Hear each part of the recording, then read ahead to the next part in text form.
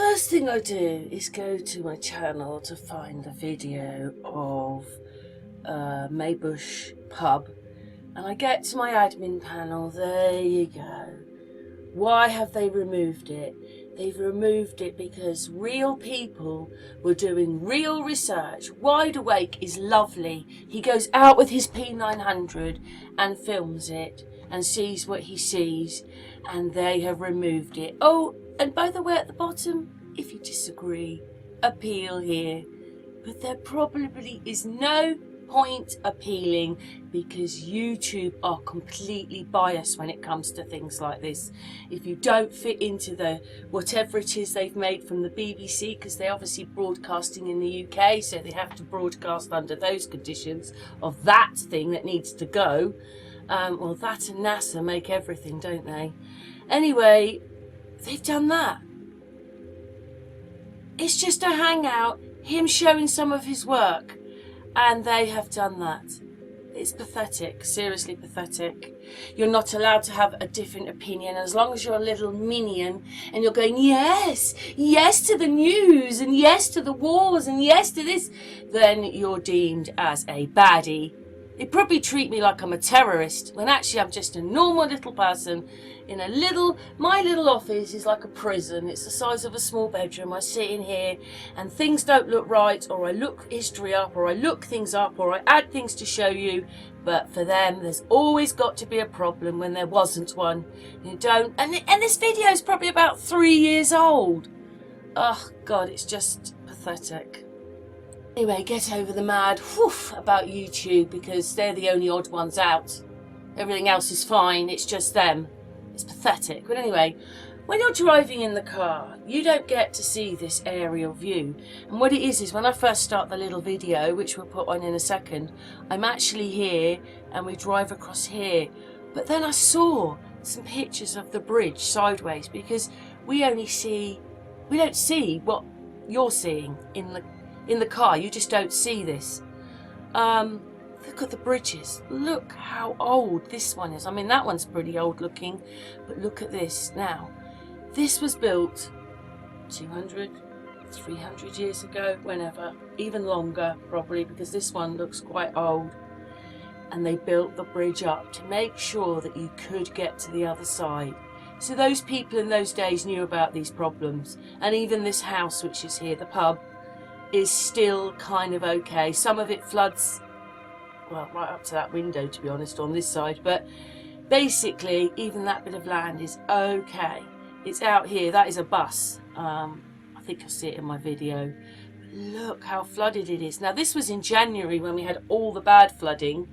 And then in the last couple of days, it's rained quite a lot. And then you see my video. What's this place called?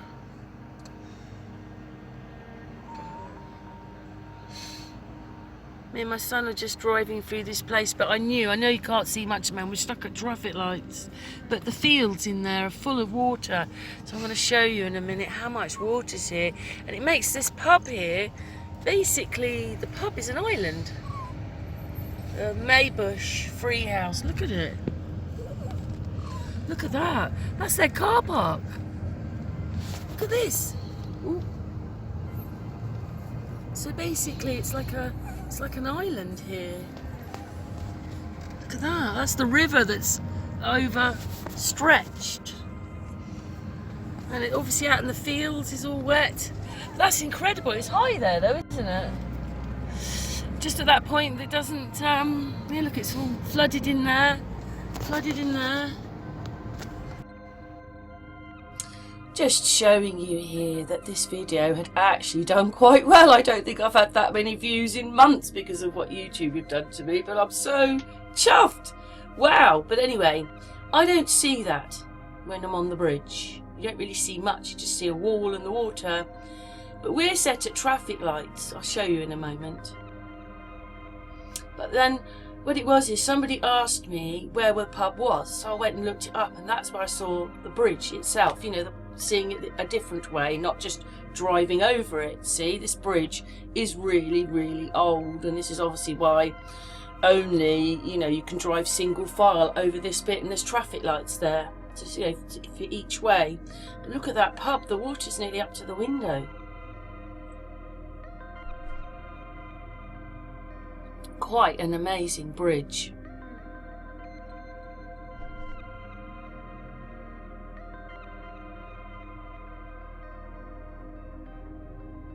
I never knew that we were driving over that kind of bridge. I probably thought that it had arches on it, but that to me looks quite old, that bridge. But again, we're on this road. I didn't know it was quite as magnificent as this. Oh my God. It was built in the 13th century, and that's if that's real, and it's not even older than that. The 13th century. Maybe that river is on the Thames, but they say that that one is the oldest one, but it can't be because this one was built then. So it's called, that's Muttley next door, if you can hear him barking. A great little terrier. He's not the same as Floss. I can't remember which one he is now. He's a bit bigger than Floss. But anyway, this was built in 1416.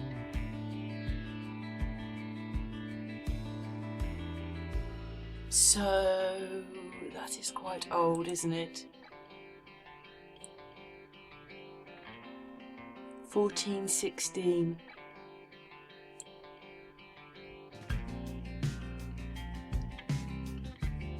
There you go, that is quite a long time ago, isn't it? And that bridge is still here. So that is 1,000 years.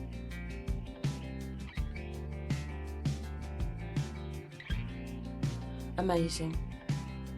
And all that flooding and all that water has not caused this bridge to collapse at all. And of course, we are, there you go, see the traffic driving? That's where we are at the traffic lights. And look, the house is an island, yeah, there's car parks and fields there. It almost looks like the bridge dips down to the building both sides. And I mean, the bridge bit on the right looks quite old. Look how they've built it. They built this many years ago, hundreds and hundreds of years ago probably. But that bridge, the people would have always got over the bridges to the other side, even if it was flooded there. Because my son was getting cars in January. And this is when it was a little bit probably more flooded then. Obviously my video was the other day, but it just floods there. But obviously the traffic can get through. But what an amazing bridge.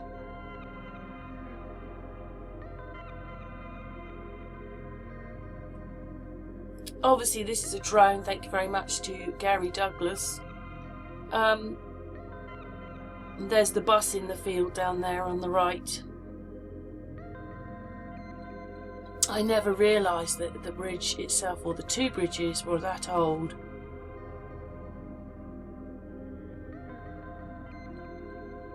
Amazing. What's your thoughts to that?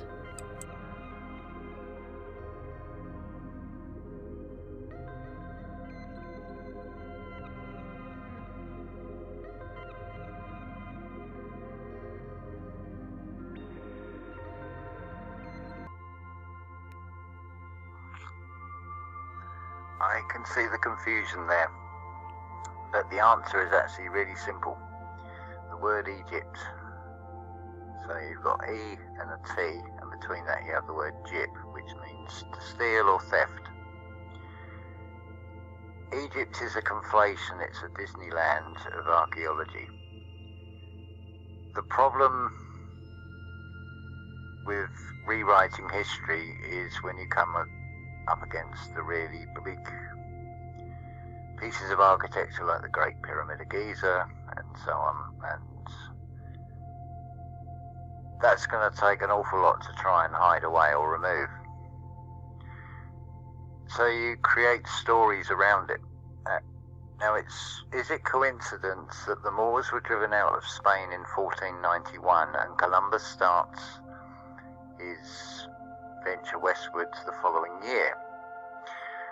And of course the question has to arise as why did he have William from Dublin an Irish navigator, considering there's not supposed to be anybody been to this land. Then when you sort of start digging a bit deeper, the ones that were actually causing the problem with the spice trade route was Rome. So you've got this fabricated story of trying to find another trade route. No, this was a raid on other parts of something that was standing in the way of Rome. So it was a grab of people, which included kings of queens, the Sea Arabian. See where you get the word Caribbean from? So what you've got with this thing called Egyptology is a total confusion. You've got the so-called Nubians. I mean, that sounds like newbie, so it's something that's been inserted. You've also got the confusion of black-skinned people who are not African, who don't have the curly hair, who have straight hair, the very dark, the darkest of dark of what would be called Indians from the United States. They go right across the spectrum, right down to very almost white skins, which are the Cherokees. But it's starting from the premise of Egypt being, as we're told from history, it's a total conflation. Egypt actually means the external world. It's anything outside yourself. But the words have, like everything else, the meaning has changed, and it's been ascribed to a nation in the same way that when we talk about ancient Greek, people automatically will think of Greece, but the greater structures are actually in Turkey. But by that clever sort of blurring of boundaries, that's a repeat pattern. It's like, let's confuse a disease with a natural process where you don't feel, the body doesn't feel well, and we call it all disease when it's not. It's the same principle, the same blueprint, and it just makes it for a more interesting game to navigate through. But the common denominator of how do you get people who are African and Indian looking and in South America and Egypt and India and such like is you've only got to look to the Emerald Isle. The Irish Round Towers can be found in the Americas, they can be found in India. The stories of the Irish monks, and you'll find three symbols consist of a cross, the sun, and a serpent. Nothing to do with Christianity. It predates that by a long way. Imagine a world after some earth-shattering event which has been so devastating it's even knocked the rotation from 360 days to 365 and a quarter. Things have shifted that much, and of course in that sort of post-apocalyptic world you'll have pockets of survivors. So the monks are actually taking the knowledge of how to grow food and things back and trying to rebuild civilization, and stretching all the way right down to South America, right across the world, using the land bridges that once were, that have now gone. But of course it comes down to, well, who writes the history? Who were the only people that could read or write predominantly at one time? And that's the priest class of Rome. Need to say more. Yeah, the Cleopatra, it's been deliberately ingrained with the film image, but there are coins, and she's not, shall we say, the most attractive looking woman.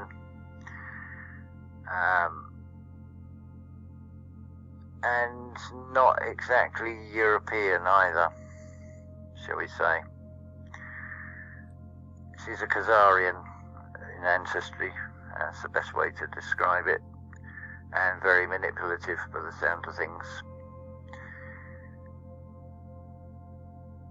But the stories have all been deliberately muddled and confused, and at the end of the day, they're all stories, really. But useful stories, because once you unravel and see how much has been flipped over and how much is revealed even in like ordinary sayings like let's see how the land lies, that has huge significance. If you hear the sentence said in a particular way, see how the land lies, so what you're seeing is not what it really was, and the explanations that are given for things are not. Increasingly, as we're told, there's too many things that stand out that implies the exact opposite from the narratives, but the narrative will try and explain away things, but it's very good at it because it's inconsistent, and more the cracks in the story begin to appear by cross comparison of things, and it's like, hold on a minute, if this is true, well, how can that be true? And this pattern just builds and builds and builds. The thing to take from all of this is like, something doesn't add up, which would be your gut feeling telling you anyway. This is all an internal thing. All these things are set in place, ultimately are as distractions to keep you away from finding that out, because what may have happened on who was on the throne 3,000 years ago really has no bearing, but there are things to be gained at the same time by looking back at what we're given as history, the essence of the story that permeates through, rather than the superficial, this is person A, this is person B, these are the dates, this is the location, this is what they did, and this is when they died, this is how they died, all these sort of things. They all pass eventually into a sort of mythology where the further you go back in history, the names just lose all significance. It doesn't tell you anything about the person. So if you say Isaac or Abraham, well, what does that really tell you about them? Absolutely nothing. It's just a name associated with a character. That's a nice curveball for the ego for wanting to be famous, because you go back far enough in history, there is no photographs, there is no descriptions of these people, there's just artists of what they think they look like, and the more that's impressed, then the more of humanity accepts it, and it becomes almost as if it was real. Whether it was or wasn't in itself becomes irrelevant. But it's all fascinating stuff, that's for sure.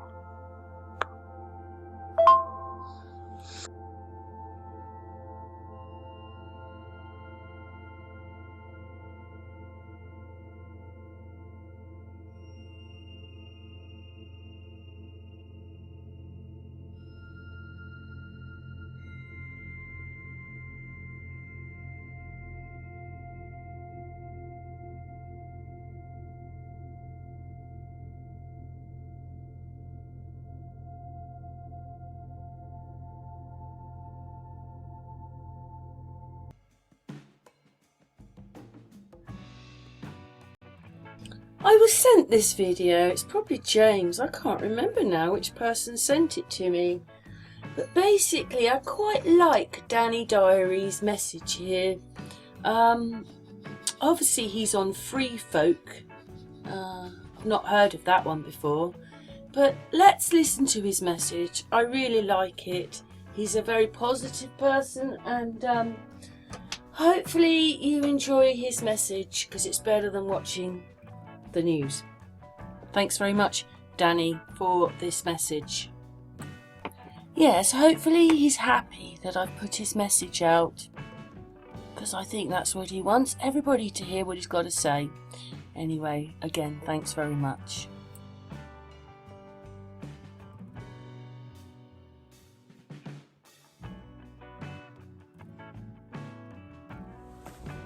Watch your people. Me again. Today, I'm pretty sure I'm not going to be interrupted by any of those limelight stealing little monkeys. You know? Who do they think they are? Don't they know this is the Dear Danny show?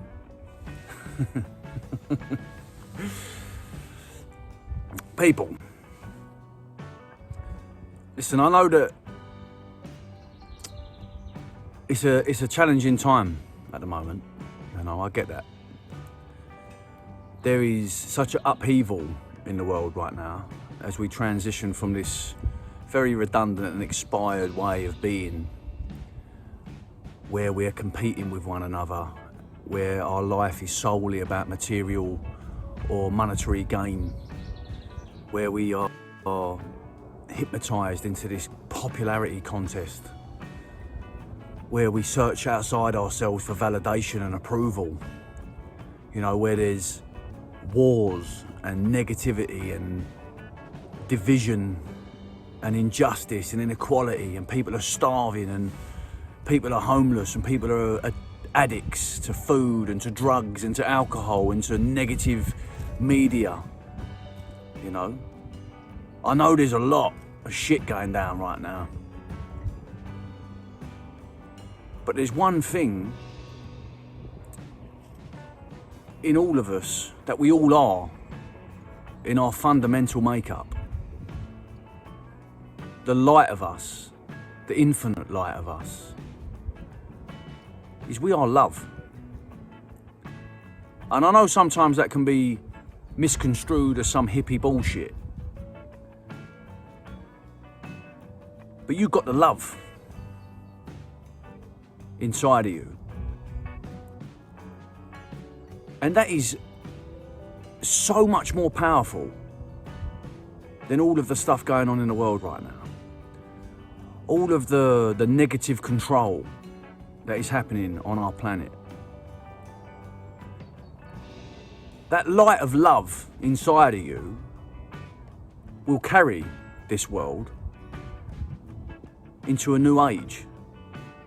And again, that's not some hippie bullshit. Yeah, man, I'm just going to sit around and bang a drum and, you know, waft some Palo Santo around and the whole world's going to be saved.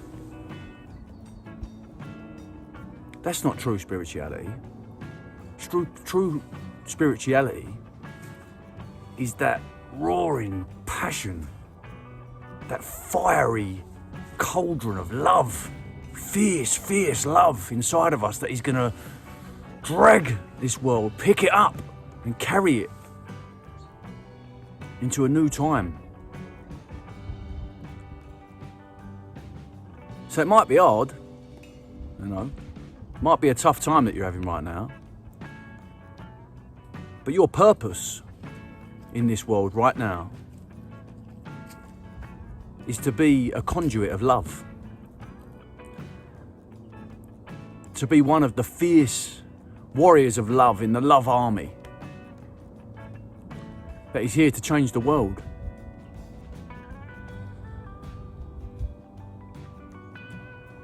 We are here right now to reconstruct a world that has failed. And it's failed not because of us. And I know sometimes we get pulled into all of that, oh, you know, it's all about the balance and the dark and the light and inside of us. It's not accurate. There's another source on this planet, and it don't serve love. It's trying to replicate love. It's doing all it can to replicate that incredible, beautiful, divine spark that we all are. It's doing its best to replicate it in every way. Through medicine, through technology, through finance, through control. It's trying to replicate you. That is how fucking special you are.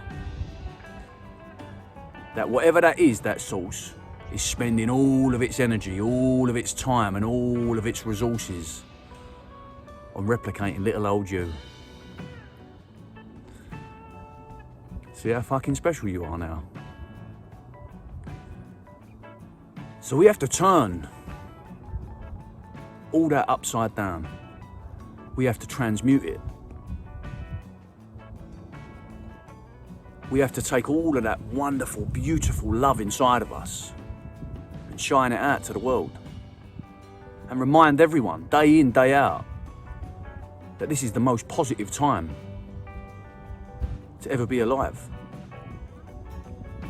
We are the architects of the future. How we want the world to be is how it's gonna be. So don't forget, don't give in. Remind yourself every fucking day that you're here to change the world. What a wonderful fucking invitation.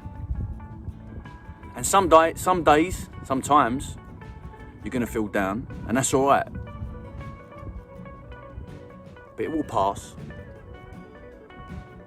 And like the phoenix rising from the ashes, you'll find yourself in a time, in a place, in a feeling that is absolutely beyond your wildest dreams. So dig your heels in, put your chin up, puff your chest out, and keep marching forward.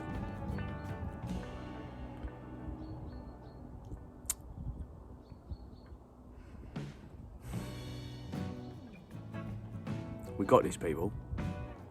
Just remember, you got the love inside of you.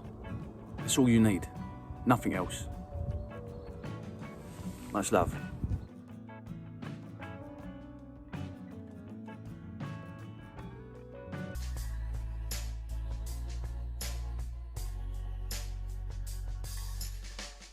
I don't know what it is about shipwrecks at the moment, but just when I was looking something up, I found this one, another one, referred to as the Titanic of the Alps. It's the Santis ship. So it was sunk 100 years ago. I mean, this just seems really crazy. They didn't, got rid of loads of, excuse the adverts on here, sorry about that. They got rid of these and now they're bringing them back up.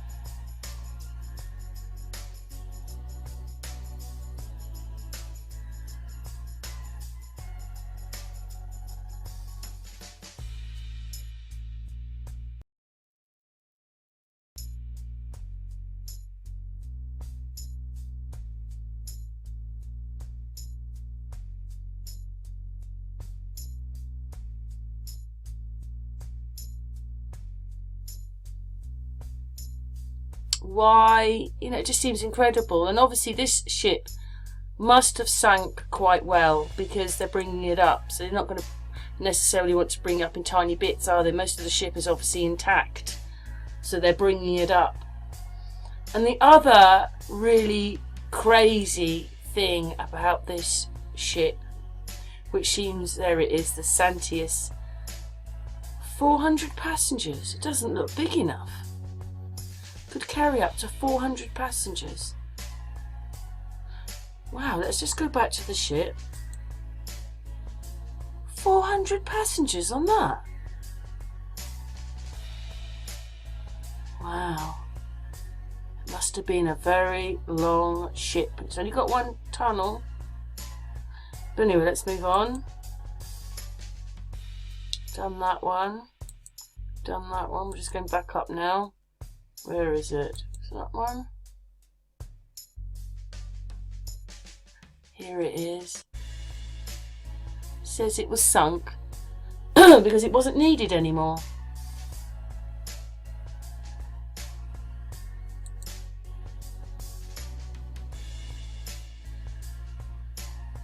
Where's the bit about it being oil? There you go.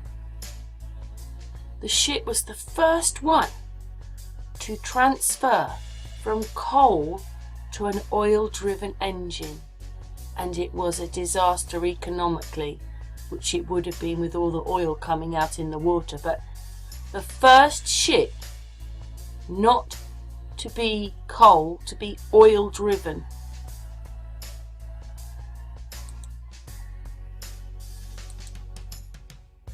So I've gone forward in some of the pictures. We will just, I mean, obviously there's not that many pictures of them, as you can see. Right, we're about there, so we'll carry on. I don't see how 400 people can fit on that, but yeah, what's your thoughts on that? It must have been pretty wide then if 400 people were sitting on it. I don't believe that, to be honest. We're just finishing out these. Do you think 400 people could be on that?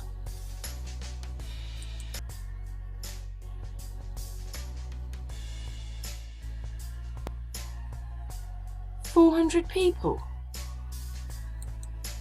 And obviously, do you see there in that picture, it's a steamer. It was a steamer, and then it was transitioned into oil. It's not a steamer here, but it's a steamer there. Well, that's incredible, isn't it? Anyway, thanks for watching. I wonder what happened there for it to into an oil, and then they didn't want it. These are Tartarian ships in a time they don't really want to talk about. Anyway, thanks for watching. We're looking up the steamboat bit, but I just came across these two more steamships, sunken, or whatever story they've got to say how they disappeared. But we want to know more about the Santis.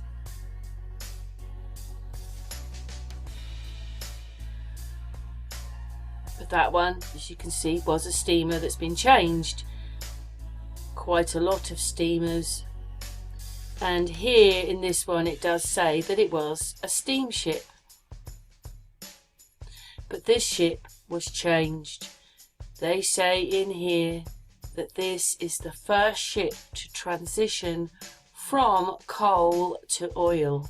That's incredible. And they sunk it. They obviously tried not to keep things in museums or anything then, did just sink it. And there you go, there it is. The ship was the first one to transfer from coal to an oil-driven engine. And it was a disaster economically, yes, but it kind of looks okay now, but it would have it sunk 100 years ago. All this oil in the water. But what do they care?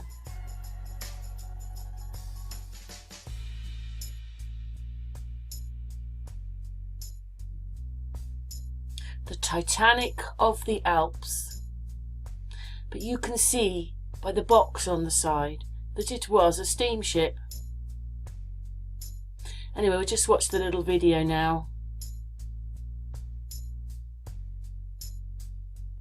And then I found that picture. I was thinking, wow, that looks a lot more modern, but it's got 2 chimneys than the other one. And wait for these pictures. I've never seen these before. They're coming, they're coming.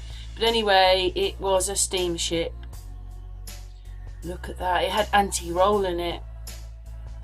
See, I think those are definitely Tartarian ships. They come from another time. The submarines look like that, very low to the water. Look, it's got anti-roll in it. I mean, how do you know any of these pictures are right? And the bottom bit doesn't quite look right, does it? Is there enough to hold all that in there in the bottom of that boat? But there's loads of pictures of it, and I was like, wow, I never thought that before, that they were that advanced. They had anti-roll in it. Like, what happened to us? Why would they do it? But again, it's got 2 chimneys, but look at that structure around it. Anyway, I thought that was a bit fascinating. Thought I'd just add that into the video. But you can see it was a steamer, and there was loads of steamers, and they seem to have sunk most of them. Or changed them into other boats and then sunk them.